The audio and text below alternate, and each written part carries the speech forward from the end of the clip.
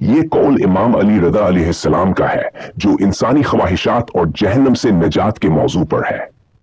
تفصیل: جہنم سے بچنے کی دعا۔ انسان اللہ تعالیٰ سے جہنم سے نجات کے لیے پناہ مانگتا ہے، جو ایک فطری اور ضروری عمل ہے۔ بڑی خواہشات کا ترک نہ کرنا۔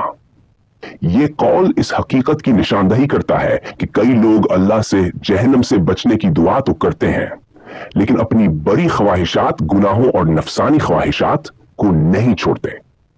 خود سے مذاق۔ امام علی رضا علیہ السلام نے فرمایا کہ ایسے لوگ در حقیقت اپنے آپ سے مذاق کر رہے ہیں، کیونکہ جہنم سے نجات کا راستہ بڑی خواہشات اور گناہوں سے دوری اختیار کیے بغیر ممکن نہیں۔ یہ قول ہمیں عملی اصلاح کی طرف راغب کرتا ہے۔